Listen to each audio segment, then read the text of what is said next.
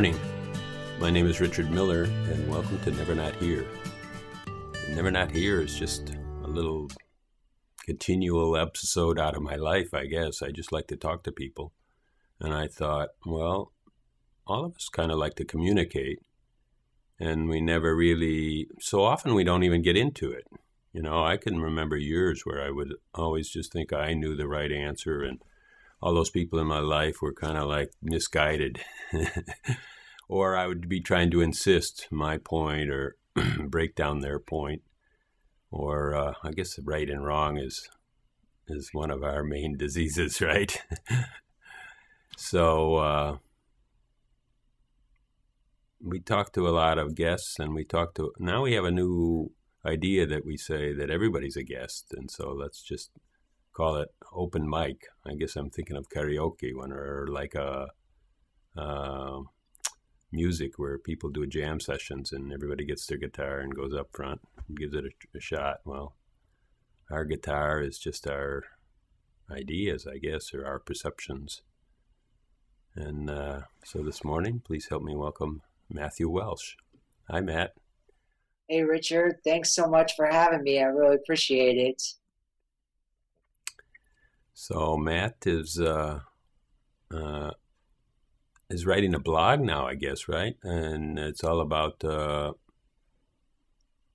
movies and happenings that have kind of a spiritual or kind of look at life in a deeper way. And somehow those things seem to pass by us without our recognition or even noticing them. They don't get all the marketing that the normal Hollywood or television get. So we can see some things that people want to do in an alternative way. Did I speak that correctly? Yeah, that's absolutely true. I did create a blog called Spiritual Media Blog to kind of help get the word out about these movies that talk about spirituality, transformation, consciousness, just to help let people know that these movies are getting made. They're high quality, they're entertaining, they're inspiring, and just wanted to really help get the word out about them. And they're fun to watch, too. Is that part of it, that you watch everyone you put up, or you have to buy them, or how do you get them? I guess so, right? That's a good question. I watch most of them. But I don't watch all of them. I do watch at least all of the trailers and try to visit their websites, and just to really determine that the movies would be a good fit for my website. Sometimes the producer of the movie will send me a copy of it. If I have time, I will watch them. But I love watching movies. I've always enjoyed movies like Field of Dreams, It's a Wonderful Life, movies like those that really speak to us. So I love watching them. I love writing about them. I've really found that this is almost like my blog. When I write about these movies, it's almost healing for me. I've had really some positive comments from other people because I really think we can learn a lot by watching movies, because we can connect with people on a more personal and emotional level. Yeah, well, I suppose that's what we're doing in a way. I mean, we don't do it through a movie, though. Yeah. In other words, a movie is somebody's ideas that he's dramatized. Okay, we're just talking about, I mean, if I'm dramatizing my ideas, I mean, I'm only doing it with my facial expressions, right? But I mean, we're still putting out something that's, in a way, Never Not Here is a story, and a series of stories, or presenting a lot without too much of a choice or a filter, and just seeing what we come up with. Yeah, I think that's absolutely true. And I especially agree with what you say about stories. I think that's what really draws me to movies, is essentially a good movie is a good story. It's about the human drama, the conflicts we face, how we overcome them or don't overcome them. And by seeing how other people live out their own stories or are affected by them, I think that can give us sometimes shifts in our own perception about how we respond to our own life and stories that may or may not get played out in our life. Somehow we live in this context of our stories, actually, but of our cultural story.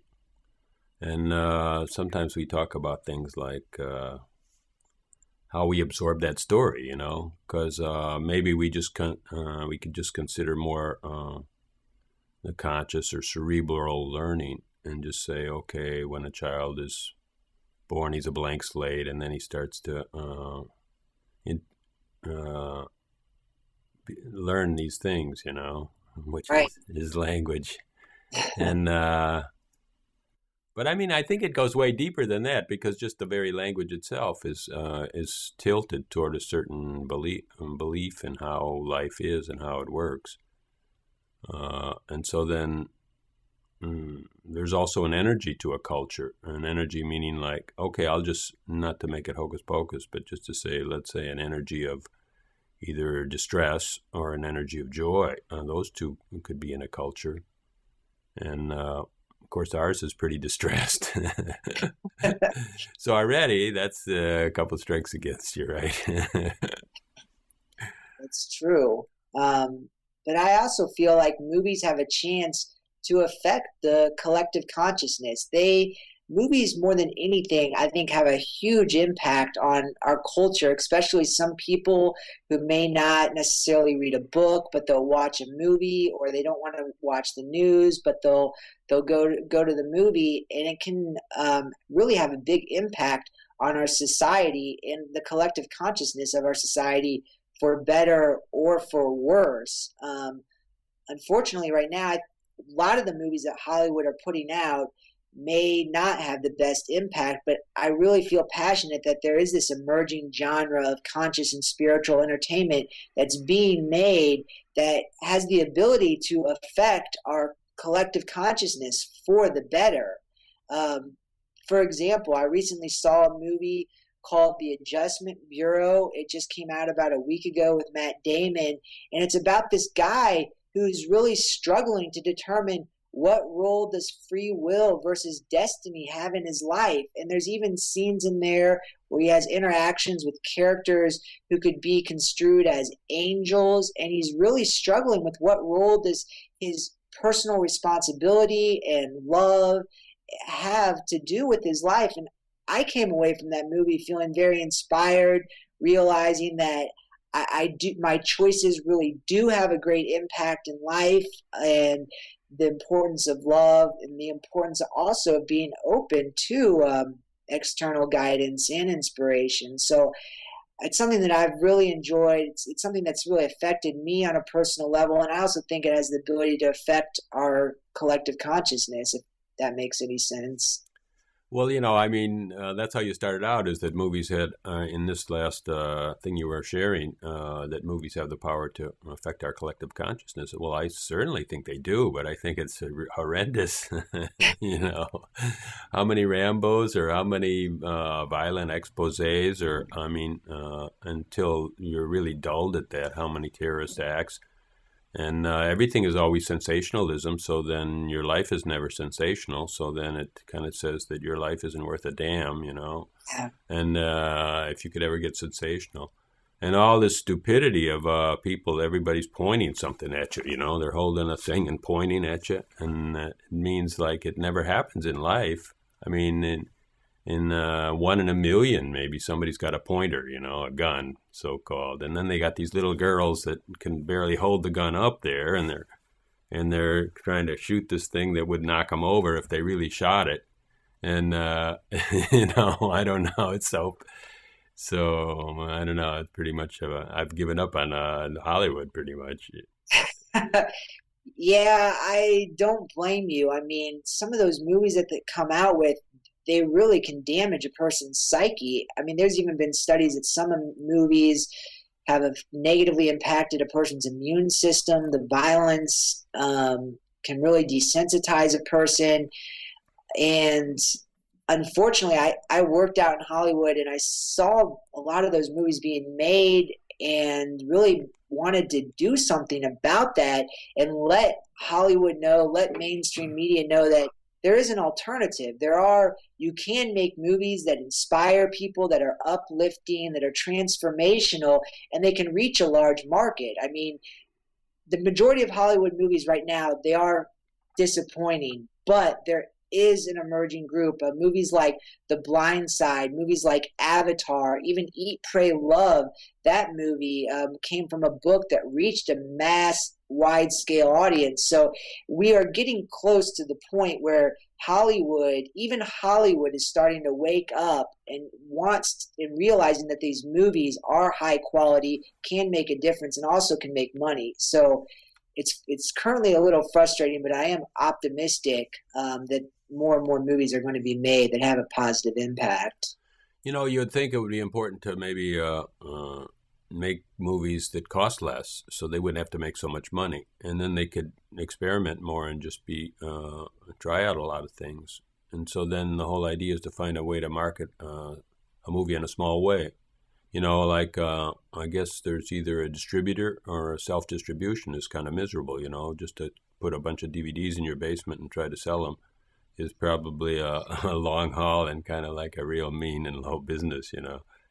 And hopefully hoping somebody else will do it for you, like the distributor, and it'll get out into theaters and all that stuff. And it never will, I guess, if you really look. I mean, you might know way more about it than me, but I think without many, many millions of dollars equal to the amount that it took to make the movie spent in marketing and buzz, I don't think it's those movies are really break-even propositions for that part of the industry that we're used to. I think that's a good point. That is a very fair point. I think there are a lot of great movies being made that don't get the marketing dollars. I mean, some movies they might want to spend in order to reach a mass audience, might need to spend like $30 million just to get the word out. So that is a hurdle. But you know, sometimes movies do break out, like The Blind Side, like Avatar, and even alternatively, now with technology, you can create high quality movies at low cost. Oh yeah, well, wait a minute now. What about this Avatar? I thought it was a huge cost, and I thought the marketing was hundreds of millions. It is, but no, don't put that in the same basket. Oh, I wasn't. I wasn't. I should clarify. I was using Avatar as an example of sometimes movies do get the marketing dollars that they need. Avatar was an example of a movie that did get the marketing dollars it needed. That being said, there are a lot of movies that, you know, they get to the theater, but they don't get the marketing that they need. I mean, movies like The Peaceful Warrior, Conversations with God, Celestine Prophecy. I mean, those were all movies that got into theaters, but nobody knew about them because they didn't get the marketing dollars that they needed. So you're right. That is a definite concern. However, I am somewhat of an eternal optimist, and I feel like there is technology and distribution methods out there that are available for low budget films that are high quality. Two great examples of that are What the Bleep and, you know, The Secret. Those are movies that are pretty low cost, but were able to reach a pretty wide audience through unique distribution channels and even word of mouth. So with technology the way it is, with whether that's online or low cost film budget, there is a way to make movies, not necessarily feature films, but documentaries that can still be entertaining and to get the word out. So again, I feel passionate about this. One of the reasons why I created Spiritual Media Blog was to try to give some of these lesser known movies kind of an outlet and be like, hey guys, The Secret, it's being made. What the Bleep is being made. There's a new movie coming out called Discover the Gift with Jack Canfield and the Dalai Lama. That's a documentary that's being made. So it is possible, and to make movies that are low cost and can reach a large audience. So you're part of the solution because you make your blog, and so you're part of the marketing, right? If only you could go viral, right? I try to play my part. I try to play a part, but yeah. I've been somewhat impressed. I mean, I created this blog and I personally have spent no money marketing this, but I've gotten, emails from major movie studios asking me to help promote their films, and if it's a good fit, sometimes I'll help do a write up. Sometimes I don't, but I mean, a blog is capable of reaching a larger audience. So I mean, it's not just me. There are other blogs being created that can reach larger audiences. I mean, some of the more well known blogs out there might be like intent.com. I mean, I'm sure I'm going to miss some if I forget to say them, but there's another one called spiritualshortstories.com. So, I mean, the prevalence of blogs, sometimes bloggers get a bad name, but they actually can reach a pretty large audience. So there are other like-minded individuals out there that are trying to spread the word. I'm always dreaming of reaching a large audience, but I don't know if I do or not, you know. I mean, sometimes I just kind of give that idea up. Yeah. And sometimes it's not necessary. I mean, sometimes it's not necessarily important to reach a large audience, but I mean, with the internet, you never know who might read your blog and what sort of effect it might happen. I mean, I guess you might have experience yourself. I know I've visited a blog before. It might be somewhat obscure, and I'll read an article and think, wow, I'm really glad I read that article. It kind of shifted my perception a little bit, and it might be a pretty obscure blog. So you never know what sort of effect what you write or what you put on your blog or what you yourself, your conversations might have on someone. Right. Let's see if we can talk about and rephrase it a little bit and just see if we can say, what if I said, well, what about our own movie?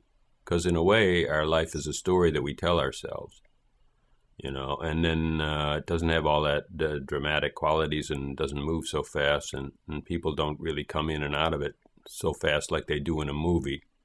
I mean, and I don't think it ever goes that fast, or certainly dialogue is not that fast. Whoever talks to anybody like they do in a movie, because they need the dialogue to develop the story, or whoever listens to anybody like they do in a movie, you know. But I mean, our own personal story is something that we're affected by, and sometimes I'm saying it's the only thing we're affected by, really, because we have no way of knowing what kind of a life we're immersed in without telling ourselves a story about it. Or I'm not so sure if we do or not.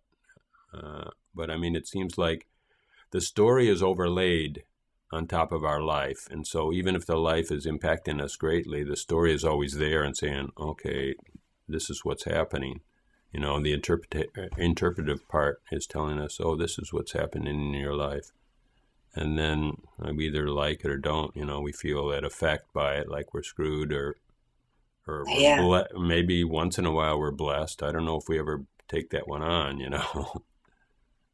Yeah, it's definitely something I've thought about a lot. And I really feel like, you know, there's two parts of our life. There's kind of like what happens to us and how we interpret that. And I think they both affect each other. I know a lot of people might say our life is completely determined by our interpretations, but I think what happens to us sometimes is out of our control, but we can control how we respond to that, and our response can influence what then in turn happens to us. So I do tend to agree that our life is somewhat like a movie, but we have a pretty big effect on what happens in our life, or at least how we experience it. Is that kind of what you were talking about? Well, I mean, I like what you said about interpretation, and something's happening and then we interpret it, because I've been saying that a lot, you know. I mean, because I'm just starting to realize that if you fool around and change the interpretation, you can really feel different about your life. And I'm not saying you can just do that about everything. I'm not just saying that you have because some things you really believe are really, affecting you. I mean, think about people that had a lot of trauma in their childhood, and they still carry that. Now, why they do it, I don't know. It's gone. Really, it's totally gone, but there's a belief in it that's not gone. Yeah, and I think it's very important for people to be very compassionate towards themselves and not put so much pressure on themselves to have a super positive interpretation all the time.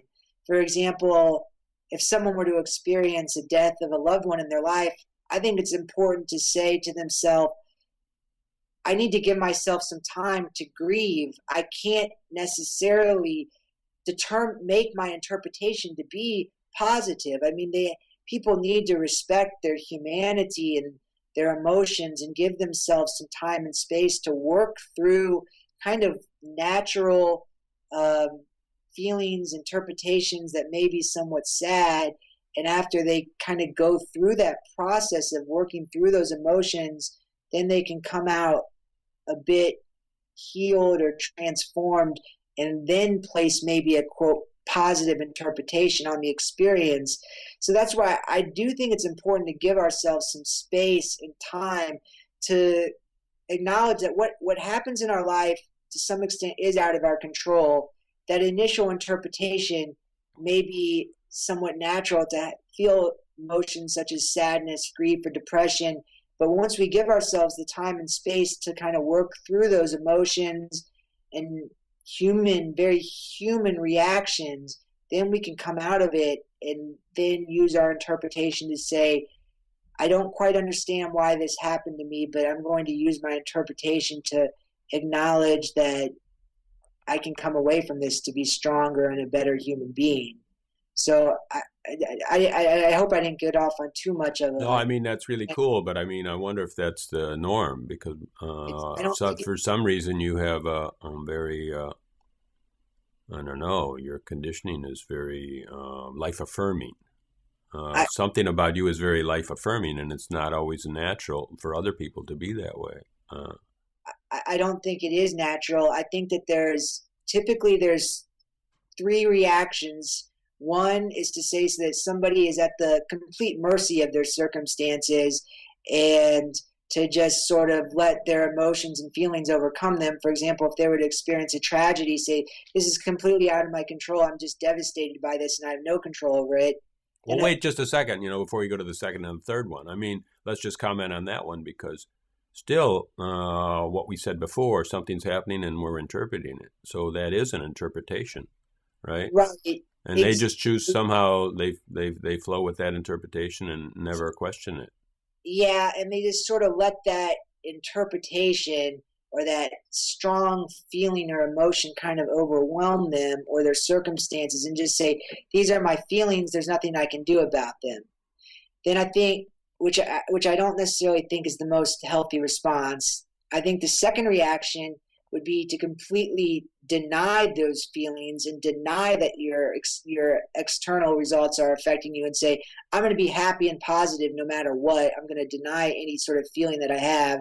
It's kind of that whole like new age mantra, my thoughts create my reality. I can use my thoughts to create whatever experience I want in my life, which I think denies a bit of our humanity. So then there's a huge fear, right? Because when that other sneaky thought sneaks in there and you're thinking, oh no, don't do that, because your thoughts create your reality, right? And so get that one out of there. And so then you got this huge fear. You're an effect of these thoughts that are stray, Exactly. We almost become afraid of being afraid, and we get this anxiety. And I've dealt with this myself because I used to read all this. I still do, and I'm fascinated by it. But yeah, we get this fear, and we think, oh my gosh, I'm fearful. This fear is going to create some fearful response. It's going to create a fearful life, That's the secret, right? That really just throws you for a loop.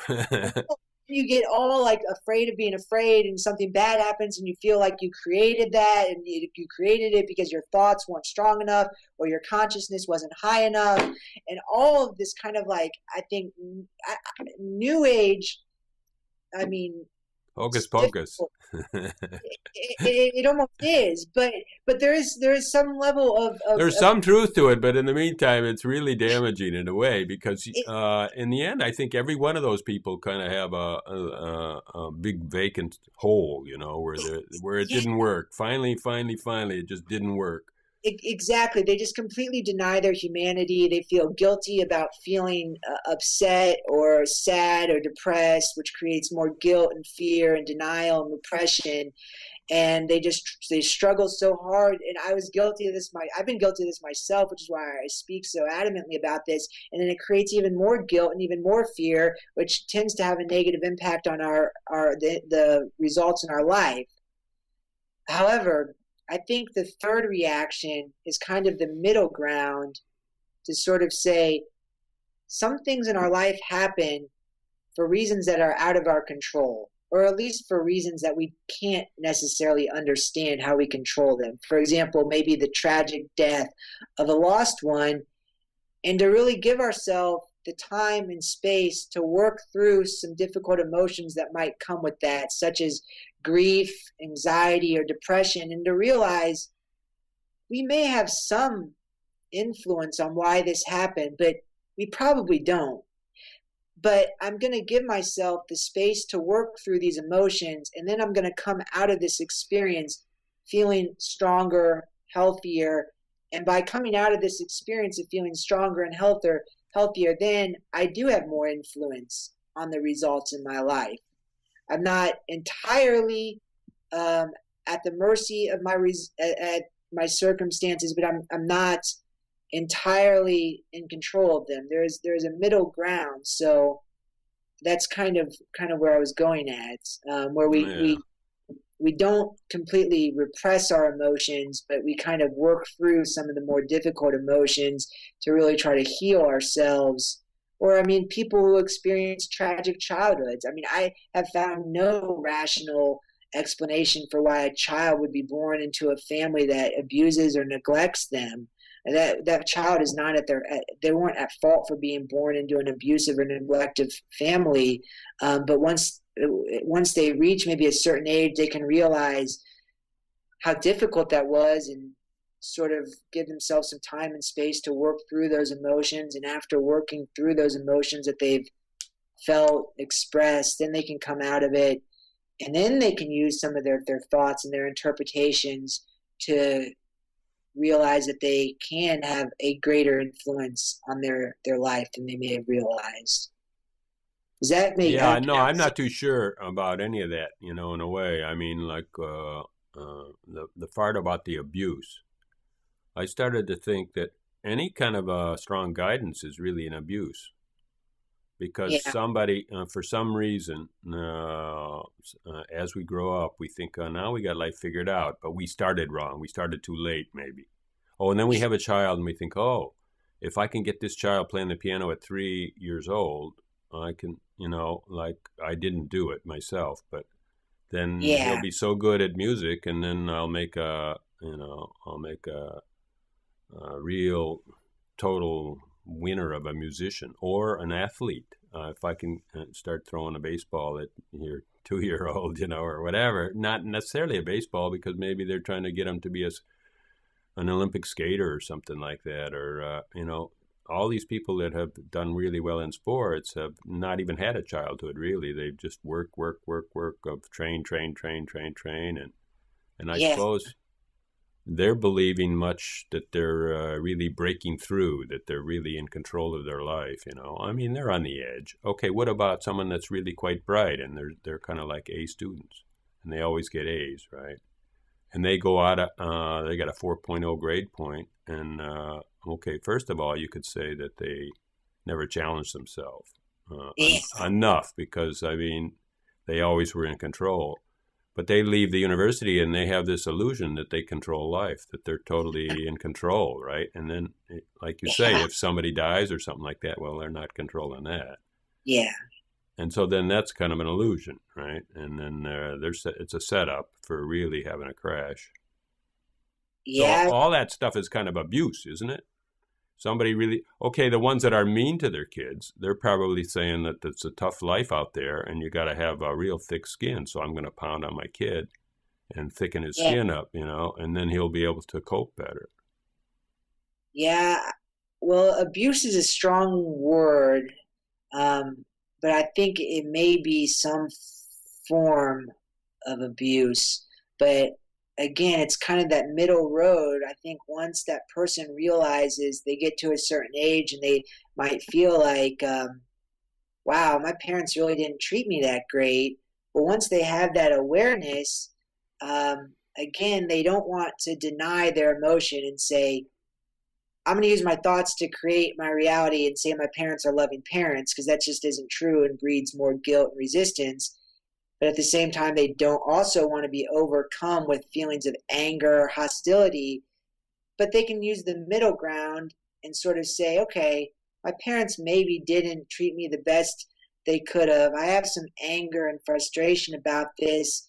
I want to give myself some time to work through that anger and frustration, maybe get some counseling, maybe read a book about it, and then realize, okay, once I've become fully aware of this anger, this frustration, then I realize that I do slowly but surely have a choice of how I want to respond to that anger.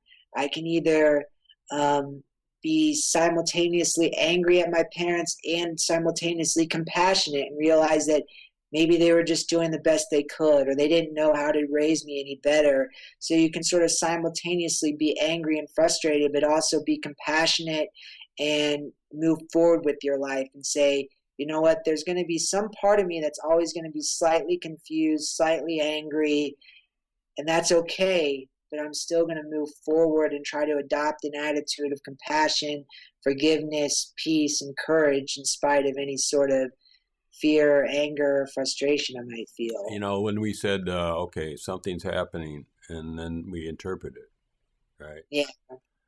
Okay, well, I mean, my childhood is not something that's happening.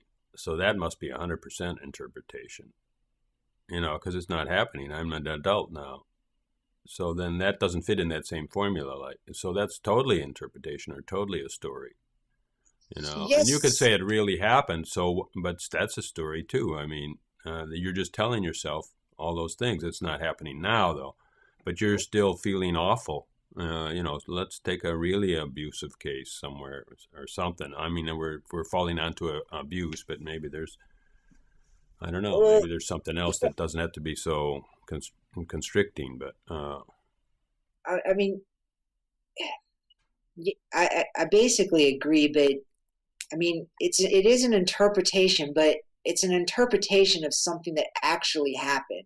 I mean, if your parents physically abused you, that's not an interpretation. They actually physically abused you. No, it's not happening now though, so it's an interpretation in that sense. It's a story. It's a story you're saying, and then and even that story, I mean, what's the point of it, really? Well, Some I think ultimate justice or what? Well, I think again that's where we need to respect our humanity. And if a child was born to an abusive family, it's not just a story or an interpretation. It's something that actually happened to them, and it's a perfectly normal and natural response to feel upset and angry and frustrated about that. However, once we have that level of awareness that we are angry, frustrated, then we can have a choice of how we want to respond to that anger and that frustration. So I don't think that initial anger or frustration is just some story or interpretation of what happened. It's a natural response. However, once we become aware of that anger, then we can take responsibility for that awareness and say, how do I want to respond to the anger? Do you mean the anger, the original anger when it was happening? When it was happening and for the rest of our life. I mean, probably when it was happening, it wasn't even anger. It was just like shock, like perplexity, like what's going on, you know? Perfect. That shock and that perplexity. And then that gets distilled by a story into anger. Like, oh, that shouldn't have happened. Now I'm mad, you know. But before you're just like blown away, like, oh, this can't be.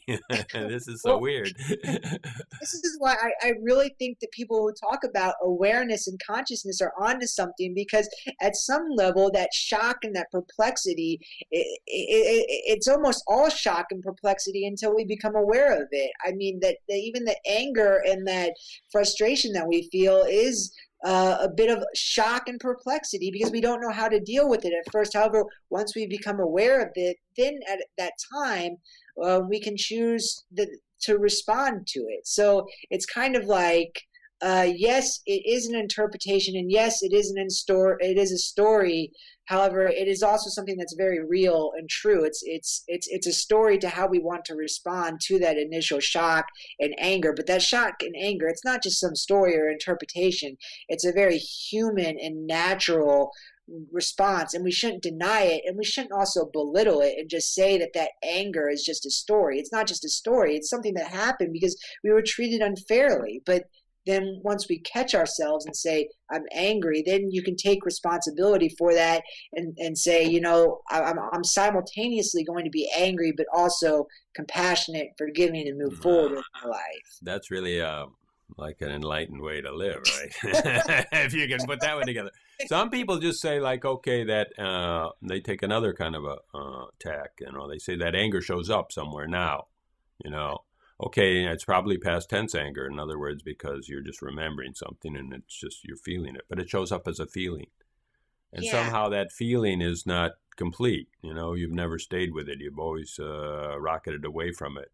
It's kind of like a hit and run relationship you have with that anger. And so then if you would sit with it, maybe it would dissipate and maybe it would complete itself, and there's a whole group of people that speak like that. I think that I think that's pretty close. I would say not only do we want to sit with it and let it dissipate, but be a little more proactive, sort of sit with it and then go one step further and say, not only am I going to sit with it, but I'm also going to consciously choose to be compassionate, forgiving, courageous, strong with it. Because I don't think we just want to sit with it. We want to go a little bit further. I think it kind of dissipates by itself if you just stay with it, because then you realize it's a feeling, and then you can see that, or a sensation, and you can see that the story behind the sensation is like added on. It's an add-on. A lot of times that can be true. I mean, I know that a lot of people talk about that awareness and being in the present. I think there's a lot of truth to that, and it's a great step. I would just kind of go a little further and say, I'm not going to just sit with this. I'm going to choose to align myself with being peaceful and courageous while also acknowledging that this is the sitting part. There's part of me that still is somewhat angry. Yeah, because I suppose peaceful and courageous could also be a separation, that you're just running away again from the anger, right? Yeah. You're saying, if I could suppress this, I could probably be peaceful, right? It's a tricky balancing act. I mean, I struggle with that all the time. I'm like, how much time and space should I give myself to be angry at this, versus how much should I really just take charge and move forward? It's a balancing act, but I can find it. Even without taking charge, you could that's a very good thing you said, is how much time should I give to this being angry, and people might say, oh, about 99. I mean, I think a lot of times there's whole different strategies to deal with anger, and I think you need to sort of find whatever helps you work through it without completely denying it, but also without just going crazy. So yeah, I had this idea to make a scenario up, so I'm gonna build a story. Maybe it's a movie, but I don't think it doesn't go through the formula of a movie. But anyhow, let's say a guy kind of doesn't get along too much with people, for some reason. I guess you could take it even back farther because of his parents, this, that, and the other. But somehow he gets very involved in making money, and so somehow he cuts his relationships to give more time to put in that business efforts, and somehow understands, and however he does it, whether he does it in a very serving way or a very stepping over people way, who knows? Yeah. But I mean, he denies a lot of his relationships and doesn't really have much other contact in his life. So then at a certain point, he feels like, I got a lot of money, right?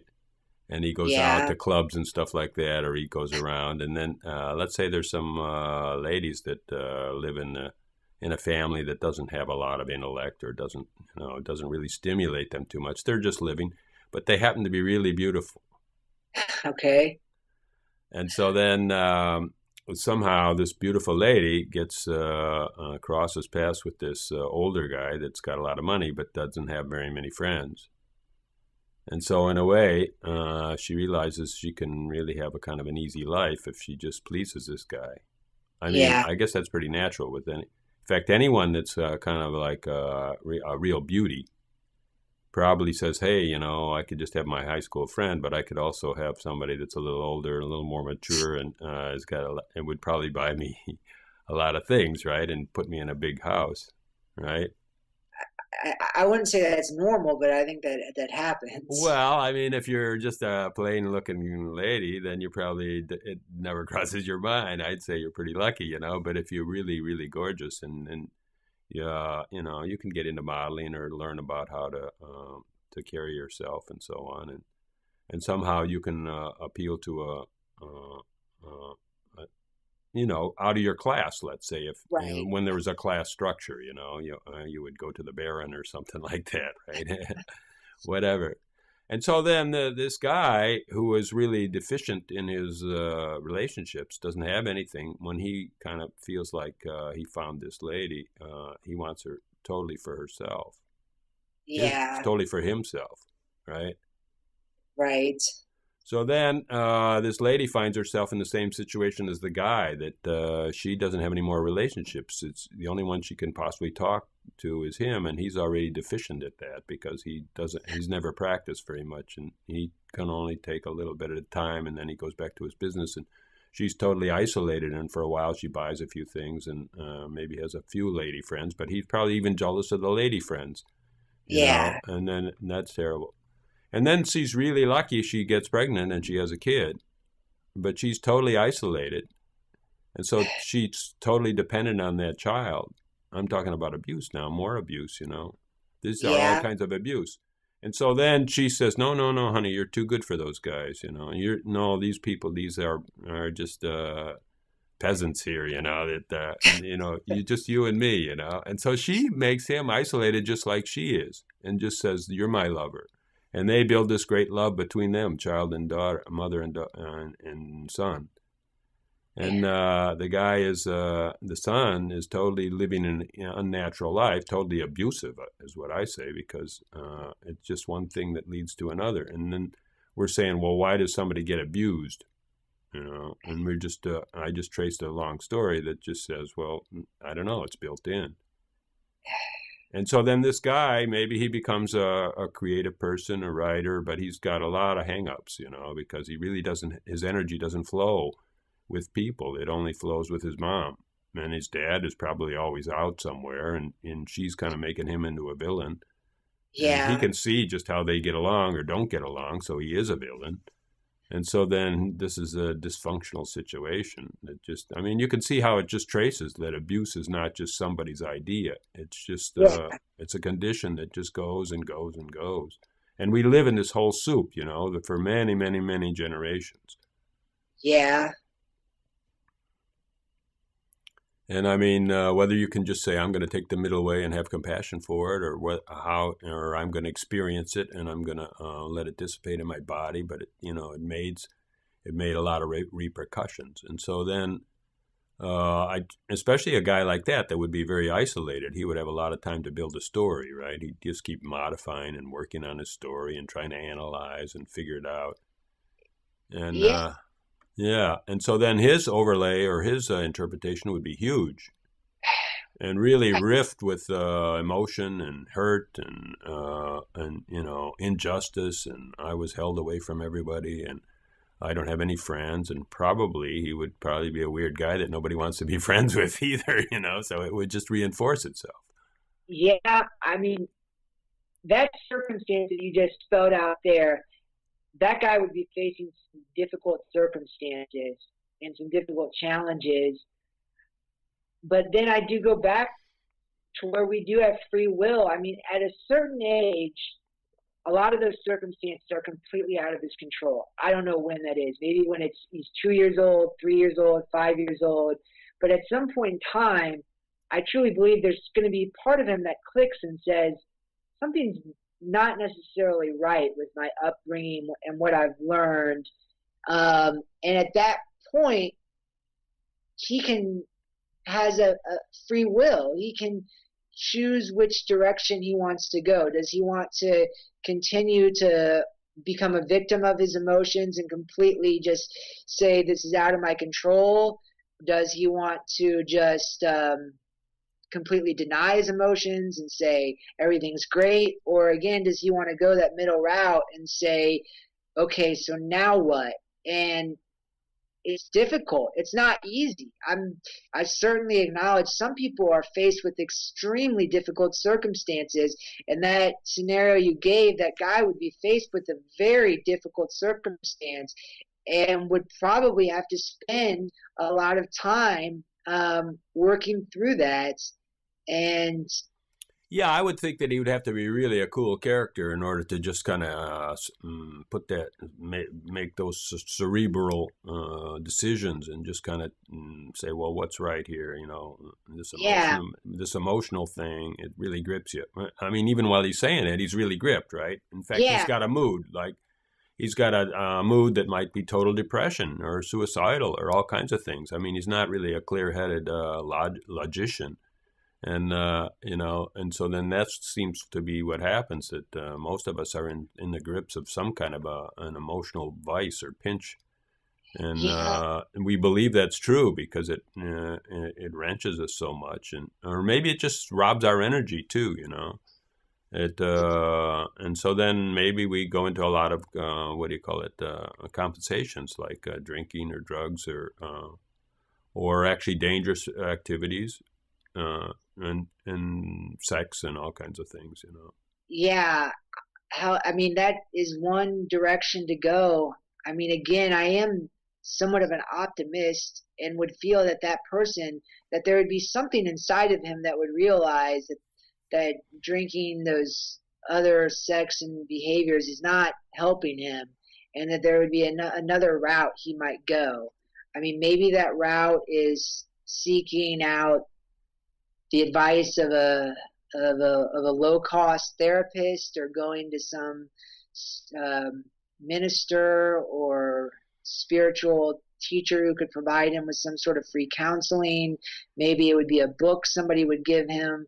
But I feel like, I mean, there certainly is examples of, people who have suffered tremendous injustice, whether it's a Holocaust or a natural disaster, finding somewhere in their heart to find a level of forgiveness or some inner peace or strength to move through the situation, both externally and internally.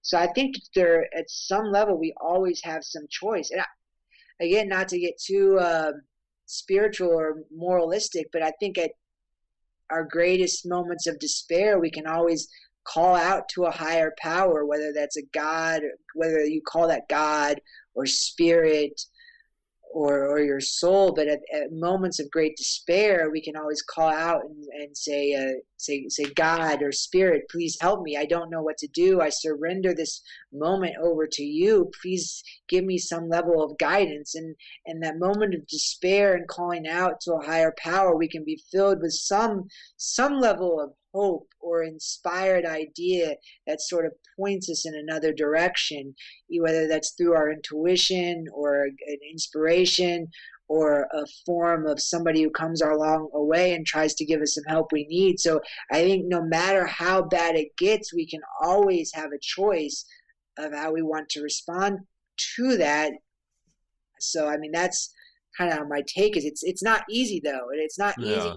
Simple. So I would say, a lot of people have that story where they did reach out, or they had counseling, or they read books, or they did this, they did that, they searched on this, they tried to have a guru, they tried, maybe, of course, they all did all those destructive behaviors too, maybe for years, maybe for many years, maybe then they got in trouble with the law too, because in drugs and all kinds of things that are illegal. They made them. And so then I would say there's a lot of people in the world, that probably have 60 or 70 years of really rich stories where they went from one thing to another, to another, to another, always trying to wiggle their way out of these basic discomforts, and I'm not so sure that you could just say, I'll do it once and that'll be it, That just continues on and on and on, I think. Well, I mean, that's where I think,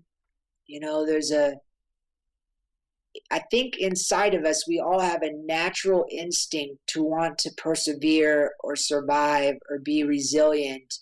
And we can always come back to that. It's kind of like we will continue to fall down, but we will also have that choice to continue to get up. It's oftentimes, you're right, it's not making the choice once, it's making the choice over and over and over again to continue to get back up, or to continue to surrender or let go of whatever anxiety or stress we're feeling, or just a sheer innate or intuitive guidance to want to move forward and persevere. I mean, unfortunately, that doesn't always happen, and in some circumstances, unfortunately, we may experience a loss of life, but we will at least have a certain level of personal integrity and resiliency that I believe has far-reaching effects, both seen and unseen, in here and after. But again, that's where I think sometimes you get into some metaphysical discussions about the importance of faith and possibly even karma. But I do think we always have a choice inside of us to choose to want to move forward in spite of whatever tremendous difficulty we might want to be experiencing. Many do, for sure. I think, okay, what have I found? Maybe I think that somehow you have to take control of the story and not just let it run and say it was true. Yeah. And I think that's maybe the most effective place to touch your life, is to and take control of the story. Doesn't necessarily, I mean, you can't really manufacture a new story and say, oh yeah, I'm going to close my eyes to what my old story was, and now this one's going to be the true one. Yeah. I don't think you can really do that, Yeah. But somehow you can notice that the story is not all that ironclad, There's a lot of flexibility to it. Yeah. And maybe instead of trying to create an ironclad one that's better, and you can just start to not pay too much attention to the story part, and not pay too much attention to the memory part, because the memory is just somehow impinging upon today. And why should you mortgage today just for something that's old, an old shoe? Yeah. Today could be a new shoe or even, a pair of water skis or something that would be totally different than a bunch of old memories. Today is like a total creative moment. And then I think we also said that, we said that how much time are you given to this? And I'm not so sure you need to give any time to it, really, unless you somehow need a continuity to say, oh, I was that kid, oh, I was that teenager, oh, I was that young adult. And if you want some kind of continuity, if you think that's important, and maybe up to a point it is. Yeah. But then, so then we're trying to, in my view, we're trying to have a better story. And then we listen to other stories, and we cross two stories. In other words, there's our story, and here's this other story, which is another guy or a famous guy, or we went to see someone, or a scientist, or a religious person, or a movie, because a movie is where you see a story laid out from beginning to end, or, not necessarily, but I mean, you see a certain logical chunk of it, but when you look at your friend, you really don't know his whole story, whatever he reveals. I'm questioning his story, see? Yeah. My own story, let's say, and other people's stories too. And so maybe they don't even like it, because if I kind of doubt their story, they think, wait a minute, this guy's, he's not taking me seriously. But I mean, so then we're saying, okay, you can look at a movie, and a movie will tell you how other people, maybe a similar story will pop up, and they'll have a different ending because they'll take a different take on it than you would. And maybe that could be a value. Yeah. But for me, it would be like a value, like, are they really following their story and really digging in and being more, really, so many movies are all about being so serious with your story, and all grudge movies, for instance, like the story is, I'm going to revenge my dad or something like that, or all those kind of stories are just about getting real hard with your story and being tougher than anyone else because you believe in your story even more and more and more, for generations. I mean, how about that? Like What about these countries where different tribes and stuff? Oh, just the Middle East, for instance, where people believe the story for generations and generations. Your great grandfather took this land from my great grandfather, or whatever, or they're going all the way back to the Bible, right? This was our land, right? And God gave it to us. So they're going to several thousand years back. And Yes. saying that, so then they're really tight on their story, But then what would be interesting for me is a movie where you could just transcend your story, where you could just drop it and it would just crumble Yeah. into dust, basically. And then you'd start to create any story, whatever happened, there would be a story around every corner, basically, an opportunity around every corner. I mean, I'm noticing that in my life. Yeah. And I don't know if there's any movies like that where the story's just kind of like, I mean, because I guess we're so secure about our own story being true that we want to see it followed through. We don't want to see it just dropped, because if that and people just go ahead and drop their story, I mean, that's just too easy. We don't believe in that. Right. Right. No, I definitely think there are examples of both. Unfortunately, right now you do see a lot of Hollywood movies that do basically endorse and glamorize revenge, which I find to be deeply troubling and concerning, and feel like that desensitizes us, plants that negative seed in people's minds, and helps them perpetuate revenge and a Well, deep. revenge is the biggest playing card they got, really, because they I mean, want to run you through a lot of emotions, and if they run you through grisly emotions, there you're gonna split. You're gonna leave the theater because you say, "Well, I didn't come here for all this grisly stuff." But if they can set up an injustice big enough that you believe in a revenge, then they can run these huge feelings through you, and addictive feelings, let's say, and somehow you'll stay there because you think the bad guy deserves to get crushed.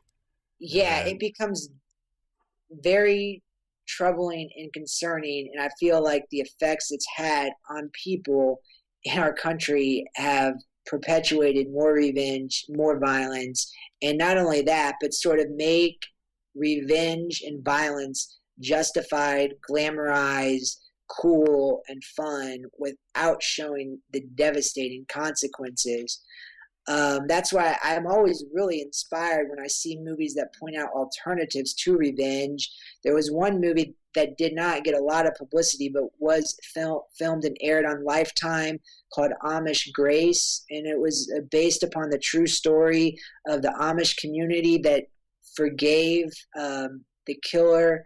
Basically, a couple of years ago, there was an Amish community where a killer came into that community and killed people in a classroom, and the Amish community forgave that man and reached out to the man's family in a state of compassion and humanity.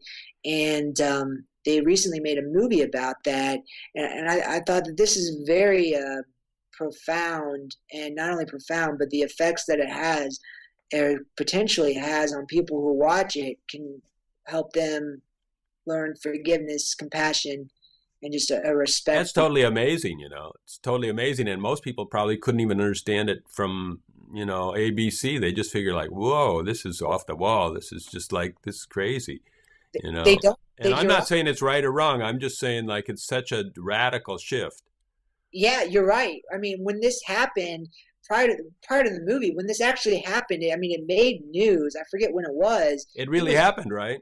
Yeah, it really did happen. I think I remember that part, that it really happened. I don't remember it as a movie, but the movie wasn't that popular. The movie came out about a year ago. It didn't get much publicity, but the actual event itself, when it actually happened, it received a lot of mainstream media coverage. I mean, it was on CNN, and it received coverage for not only the tragic event, but the Amish response to that. And I mean, a lot of people just, you're right, they didn't understand it. I mean, they were just baffled about how could you forgive this person? I mean, I believe in justice, but I also believe in justice with forgiveness and compassion. And it was just really fascinating at the time. You're right. A lot of the media they were just baffled by it. They couldn't understand how a community could forgive somebody. Yeah, they were just kind of putting it out like these Amish are such innocent puppies, that they don't even know that this guy took advantage of them, right? Like as if, of course they Yeah, know, I mean, it was, yeah, and it's just like it wasn't about that at all. It's just was like that type of forgiveness that the Amish showed. First of all, it's really empowering because it frees those family members of the Amish themselves from that guilt, anger, not guilt, but anger and rage that they might feel and then act on themselves. But not only that, I believe that that act of forgiveness has ripple effects, both conscious and unconscious. So when the media talks about that, when somebody sees that movie or that media story, they themselves can drop their story of revenge, hatred, and anger and maybe reach out and choose to forgive someone in their life instead of acting on anger or yeah, hatred. I mean, it just makes sense. I mean, I think somewhere somebody said resentment is a poison you take thinking it's going to hurt your enemy, right? Exactly.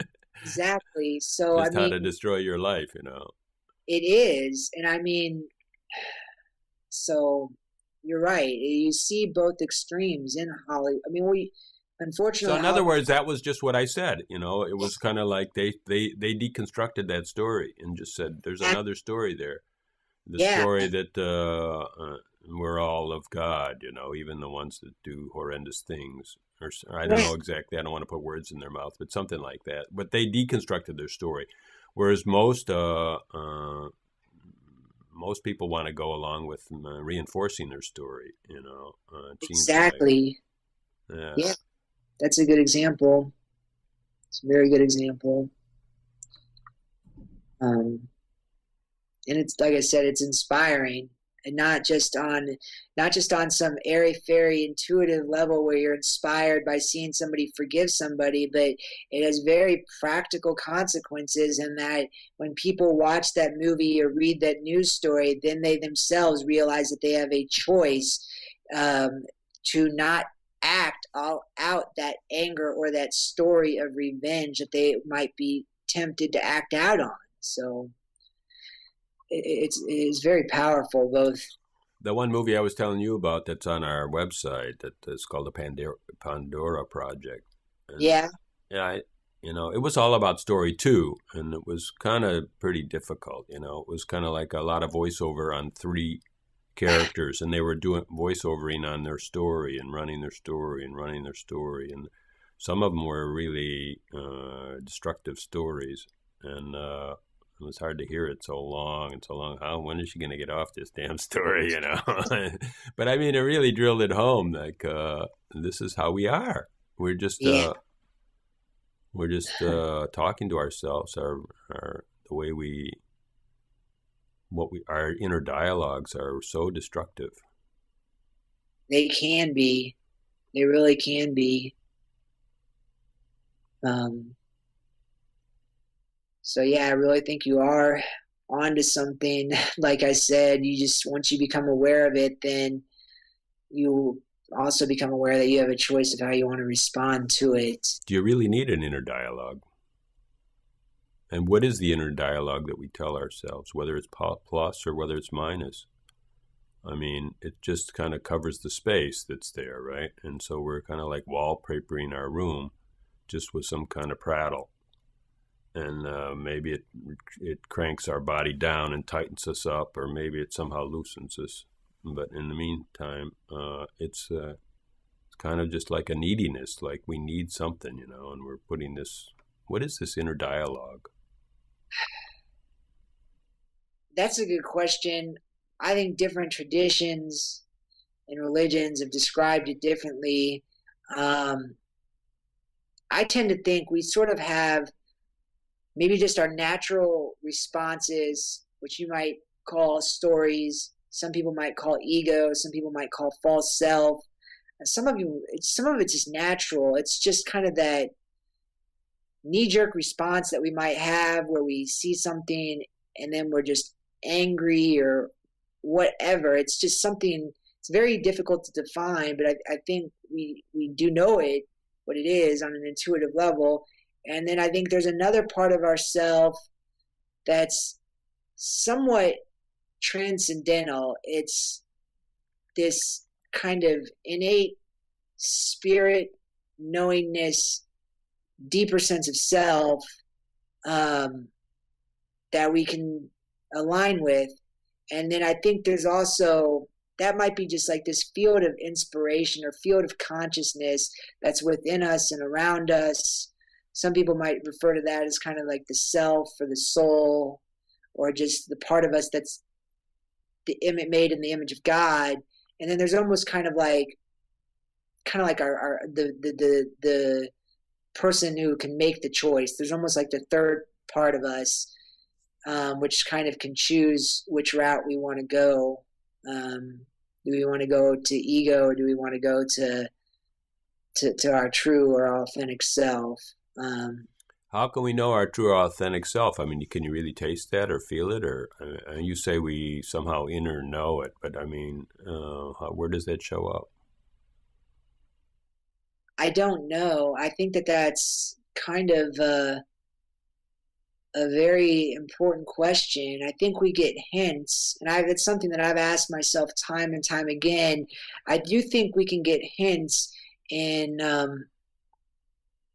feelings of love, joy, peace, and trying to align ourselves. We can almost sometimes make decisions based upon whether we feel like the decision would produce a loving, joyful, light outcome, or a choice that would be anxiety provoking. I mean, I think we all sort of, and sometimes we act on that fear or that anxiety. Sometimes we act on that love or that sense of purpose, that sense of inspiration. But it takes time to really figure out. I think that's a very advanced state where you can really see those two and say, well, do I want to really feel love and openness, or do I want to feel anxiety? And most people, I would say, believe that one is false and one is true. You know, it's always been anxiety. So how could I just paste a Band-Aid on it and say, no, it's love? And, they just, so many people, maybe I'm speaking from a personal experience too, that how I used to be is much more anyhow, that I would not want to do anything that I didn't think was authentic with me. And Yeah. my pain was authentic, right? Yeah. So it had nothing to do with love, I thought it was just fake.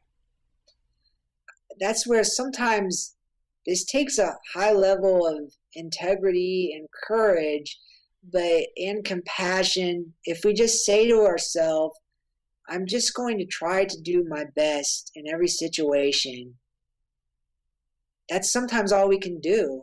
And if we really try to do our best and we're honest with ourselves and we're courageous to act on what we think is best, and when I say do our best, I don't necessarily mean in action. I also mean in thought and feeling. It kind of goes back to, sometimes doing our best is choosing to align ourselves with a peace that passes understanding, or a love or courage, or doing our best in mind, body, and spirit. Because sometimes we don't know. We can never know with absolute certainty what the best decision is, but if we act on what we think is the best, that's really all we can do at times. It's an amazing foundation you have built, right? I would say you're probably rare. It's not easy. Maybe the people around you are wonderful, and you've just seen it. I'm sorry I laugh because I'm a lawyer, so I'm not surrounded by wonderful people all the time. But it's not easy, though, and it's not something that I always live up to. It's just, like I said, you feel like you make a mistake, and then you make a mistake, and you're like, what can I do? Well, it's kind of like you can dwell on the mistake, or you can move forward. And I don't know. Sometimes sometimes I give myself permission to maybe stay frustrated for a little bit, and then I try to pick myself back up. But it's not easy. Although you do make a good point, I do think it's important to surround yourself by like-minded people who share similar values of love, hope, optimism. I've been lucky to really, well, I don't know if it's luck, but I do try to make an effort to connect with people like yourself or other authors or befriend other people in my life who share a sense of being tough-minded and tender-hearted, and really try to connect with other people. So that is a good point. I do try to connect with other people like that. I think I'll go back one more time and talk a little bit about interpretation and story. But memory and images to me are more than just a story, or like there's a memory as an image that reminds you. I mean, what's happening now reminds you of that, and that's why it fires as a memory. And inside there's a story. There's a story about it, a description, and a kind of belief about what happened. And this is similar to that. And then, but I also say that there's all the feelings are in there too. And so then, so many times, I mean, because if that's the proof of that is a movie, right? Because you go to a movie and you're really just seeing some colored lights and some voices, sounds, right? Yes. And then the whole gamut of emotions flow through you, so that and they're evoking these memories of emotions. Probably, someone that never had that emotion probably wouldn't even the movie wouldn't transmit it. But it's evoking a memory, and so then what I'm saying is your memories are charged with love and with hate and with fear and with everything that happens, right? I mean, in your life, and for a while we were saying something like that these feelings might be somehow incomplete in your body, so that you left them too quick, or so that they're really, really active. In other words, when you remember someone that was mean to you, or a teacher that gave you bad grades, maybe right away you feel like that jerk, you feel like that was an injustice. They favored some other student. They didn't really give me my proper grade, or whatever the scenario is. So that what I'm saying is that the memory and the past tense story has got a real emotional charge. And so where I'm going with this conversation is like, do we really know what are the true emotions of this moment? Or are they all coming from this past tense emotional charge? And okay, every present tense situation, up to a certain point, it fires off a memory, because otherwise we couldn't even recognize things. We wouldn't have names, right? So some memory is in there. And I'm just saying, because you were saying if you could choose love, but I mean, I'm not so sure you're not choosing the story of love. Well, that's where, again, I think I would come back to that kind of that middle ground, like that initial emotional charge that you feel. I think it's more, I don't want to belittle that or demean that with the story. However, how you respond to that response sort of can become a story. Like, I mean, like, for example, if you're driving in traffic and somebody cuts you off, you're going to feel like anxiety and fear. And that initial anxiety and fear, I mean, that's like a perfectly natural like response. And you don't want to deny it and say, I'm not anxious, because you are, but you don't want to like act out on it and be like, oh, I'm going to flip that guy the bird. I'm angry at it. You kind of have that third route and sort of say, okay, that anxiety, that initial emotional charge that I feel, it's just part of my humanity. And I'm not going to deny that, but I'm not going to. I mean, I'm a very aggressive driver, very aggressive, but that doesn't happen to me anymore. I don't get mad if someone cuts me off. I might just laugh at him and say, "You missed me." I mean, you know what? That's a great point. But it just comes up that way anymore. It doesn't come up that way anymore. I don't believe in that story. Well, you know what? I think that's a great point, because I do think over time that emotional charge that can come up in certain situations becomes mitigated. It becomes diminished. I mean, I think that's a great point, because the more kind of like inner work we do, the better we are at handling those like emotional charges that come up. So it's like that anxiety just becomes diminished. I guess to give you like a concrete example, I mean, I do some legal work, and I used to have a tremendous fear of making mistakes and making my clients upset. So anytime I would get some level of criticism, I'd feel a high level of anxiety for fear of making a mistake. Well, over time, that level of fear and anxiety is slowly diminished and become less and less. So it's like that initial fear and anxiety that comes up for me, I don't deny it, but I don't let it consume me either. I've tried to develop a middle ground and say that, okay, that anxiety has come up, but I'm not going to align myself with it. And Right. it But it sounds comes like up less, right? It doesn't it even does. come up anymore, right? Because you just you don't believe in that story anymore. You know you're doing your best, right? It comes up at a much lesser, is over Uh-huh. time, it is progressively decreased. So, I mean, that's like, I think that's a great example you gave, how that guy who cuts you off in traffic, it no longer affects you. And I think, like you said, over time, we can get better at how we handle that emotional charge. It's kind of like just doing inner work on ourselves, and over time, that emotional charge or that initial reaction that we feel, it can become diminished or mitigated or decreased, and we get Uh-huh. better at how we handle that. Yeah, but okay, right. But I mean, I'm not so sure I'm handling it. I'm not handling it anymore. I mean, as far as I'm not doing anything, it just doesn't come up, and you could say that's handling. I don't know. Another example could be when I was a kid, I was a bad driver, and Yeah, I would get tickets. And so then when anything flashed in my mirror, I would have a big jump like, yeah, because that would be how the police would pull you over. They'd always put right. their thing on your rear view mirror, and then it would flash in your eyes. And so then Yeah, any kind of a flash or a headlight, if a headlight goes over the railroad tracks and the headlight would bump up and hit my mirror, I would have a like, okay, like exactly. I've been caught. Yeah, yeah, exactly. Well, I think that's a great point. I mean, maybe handling it's not the right word, but I mean, I think maybe we get better. Our response just becomes better, and eventually, that response almost becomes like a no response. We just sort of see that for what it is, and so you're right. Over time, we slow. I don't know the exact words, but maybe transformation or evolution is a good Say that word. it's more like being more present. Because Yeah, here we are here, we know that we still might be going a little too fast on the road, and then, but maybe we don't even care if someone pulls us over and we can talk to them. I mean, or I don't know, we're more present. Whereas before we were all caught up in the story, like I'm a bad driver, I'm one more ticket and I lose my license. Oh my God, oh my God.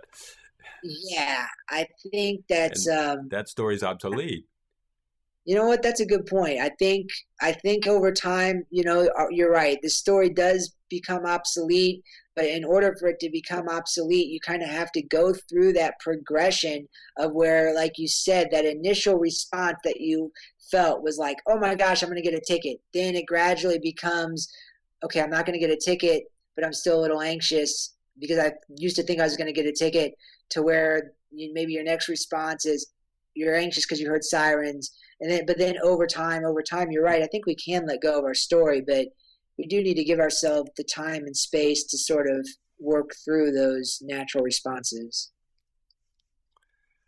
So we talked about so many things, but like I'm going to leave it like that. We talked about like our story, and Yeah, then we talked about overlapping another story, which would be yeah, like could be a book or a movie or actually an intimate relationship with a friend or a mentor, yeah, and overlapping these two stories, and and when we go to the movies, we can even think of that. Like we're yeah, overlapping these two stories, and what is the effect? I mean, is this really? Can I change my story? And can I embellish? And it's not really an embellishment. I mean, but I mean, change my story, or can somehow I make my story more streamlined? yeah. And just make it more easy, by overlapping this other story, or is it actually making it more tense? Actually, some stories, are really fear provoking, and they're saying that the world is a rotten place. And we believe in things too. We believe that people are basically greedy and basically selfish, and basically we got to watch out. And that's going to come on our story, and we're going to say, "Yeah, I saw that in a movie. That's good. This guy, there's a lot of rotten people out there, and I've got to really watch it." And I don't know, Yeah. does that really add to your life, or does that just make it more tense?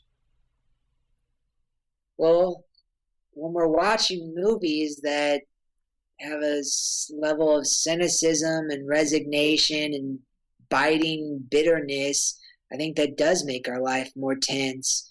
Alternatively, when we are aligning ourselves with movies, or books or works of art or people or conversations that are generally um, more uplifting, more hopeful, more compassionate, uh, then those conversations do. When we choose to align with those types of conversations, those types of people, those types of work, then it has an effect on us and can decrease that tension, decrease that stress. Brings ease into our life. Yeah, So then we can we can engage with stories and movies and entertainment, and we can watch the effect on our life. And yeah, why would we ever want to get negative? Because we maybe want to verify that all those hard years of us weren't wasted. We were really on the right trail, and we don't want to tell ourselves that we were just fooling ourselves and that really wasn't that true, and that we wasted 10, 15 years just being paranoid. So yeah, then we look for verification that, oh yeah, my life was real, and so then we kind of like the awful stories, but we can notice that too. So then yeah. we can notice, well, okay, I'm enjoying this negative story too much, but does it make me more tight and more doubtful about the world, or does it make me more open to the possibilities that I can actually be effective and that I can do something that will better me and better those around me? Exactly, exactly. And there's a lot of research about this. One author who I find to be fascinating is a guy named Dr. David Hawkins, who actually tries to measure the impact that certain movies and people have on us, on our consciousness, on our attitude, even on our physical well-being. And he, in one of his books, talks about how people who watch The Omen, which is an extremely dark and violent movie about the son of the quote son of a devil, they left that movie and their immune system was decreased for the next 30 days. I'm not sure how they measured that, but I just found that to be absolutely fascinating. And alternatively, you have heard other stories, how people who have watched comedies have actually healed themselves from illness. Now, I'm not saying to avoid doctors or that the comedy was the cause of the healing, but it has an effect on our immune. It even has an effect on our immune system, our consciousness, and our way of thinking. So that's another reason why I feel very passionate about the role that movies can play. You were saying that we could make a choice between that part of ourselves that was kind of spiritual, or I don't Yeah, think you used those words. I mean, and then that part of us that was anxious and anxiety, and we yeah, could somehow make a choice between those two. But yeah, I think that a movie could talk directly to that part of us that is our essential self, yeah, and that somehow that essential self might just start to listen if it was just really, really, really yeah. really addressed in a very, very clear and pure way. Pure meaning not all confused with the other parts of us. One guy was I was talking to a guy that talked about the natural self and the social self. So then we could maybe use those names.